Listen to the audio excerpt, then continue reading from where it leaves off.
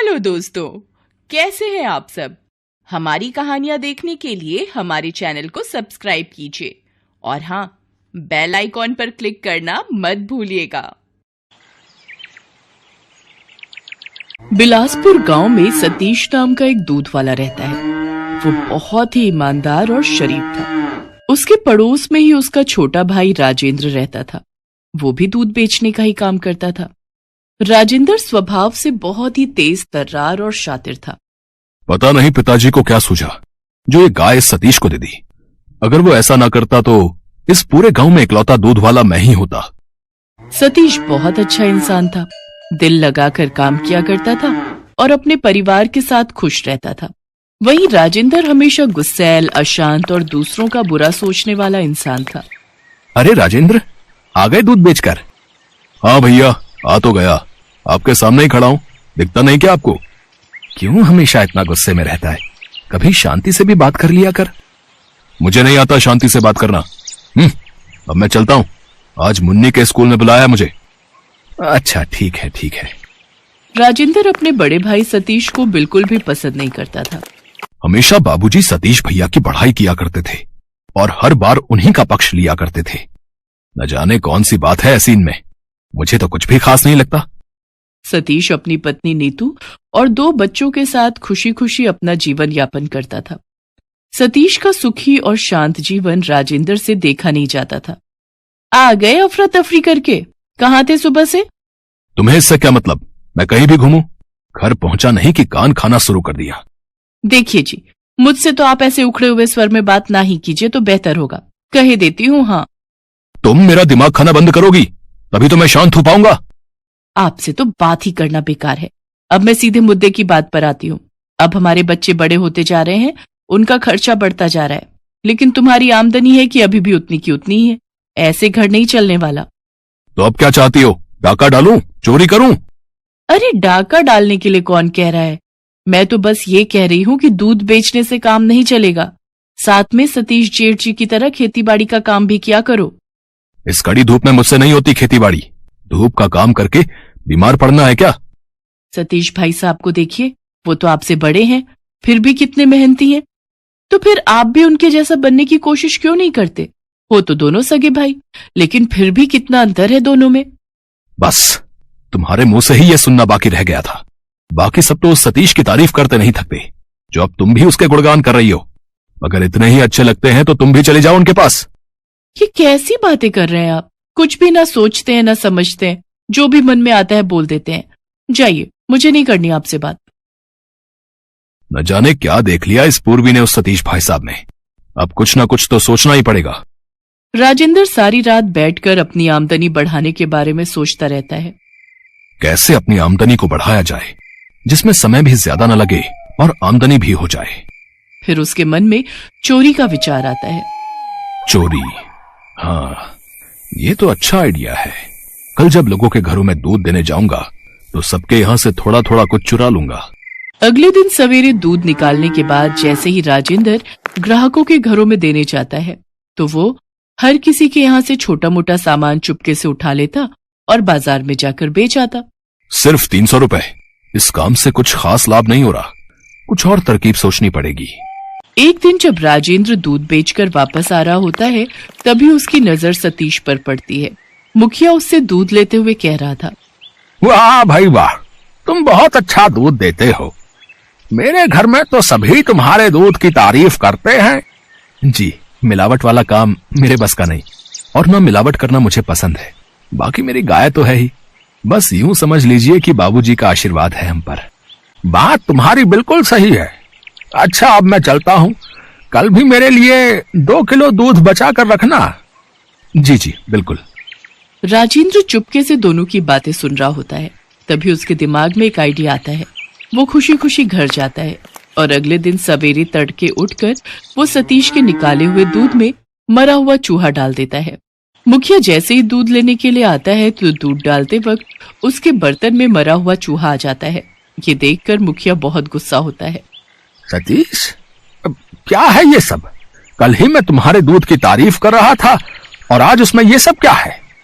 जी वो मैं कुछ नहीं जानता ये कहां से और कैसे इसमें आया। मैं तो सब ढक कर रखता हूँ।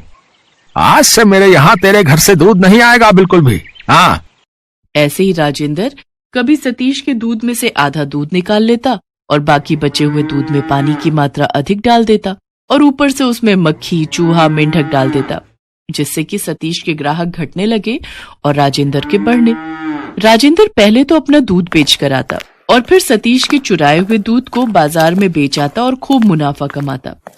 वैसे तो मैंने उसके काफी ग्राहक कम कर दिए, लेकिन अब मुझे कुछ और भी सोचना होगा, जिससे कि उसके बचे हुए ग्राहक भी मेरे पास ही आए।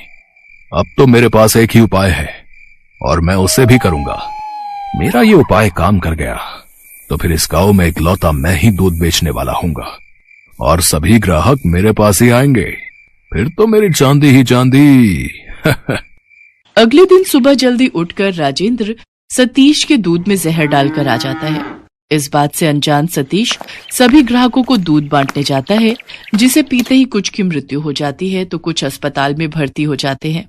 सभी उसके घर के बाहर जाकर हंगामा करने लगते हैं और उसके घर पर जोर जोर से पत्थर मारने लगते हैं। अरे रुको भाई, क्या हुआ? ये सब क्या हो रहा है? सतीश घर के बाहर जैसे ही आता है सभी उसको पकड़कर मारने लगते हैं। कुछ देर में पुलिस भी वहां आ जाती है और वो सतीश को पकड़कर ले जाने लगती है। तभी सतीश की पत्नी नीतू और बच्चे जोर जोर से रोने लगते हैं। नीतू पुलिस से कहती है, रुक जाइए साहब, मेरे पति निर्दोष है, इन्होंने कुछ भी नहीं किया। लेकिन पुलिस उसकी एक नहीं सुनती और घर पर बैठे बैठे नीतू सारा दिन रोती रहती।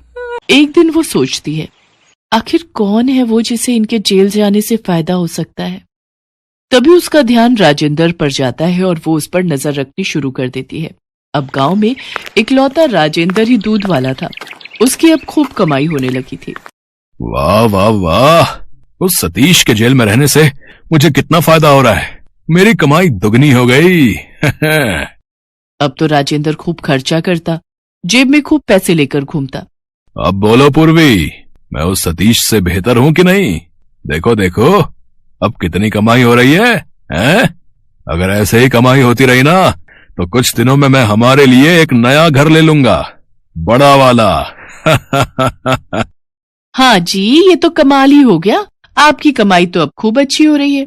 अच्छा, मैं सोच रही थी कि पहले तो पैसों की तंगी की वजह से मैं मायके नहीं जा पाती थी, लेकिन क्या अब हो आऊं?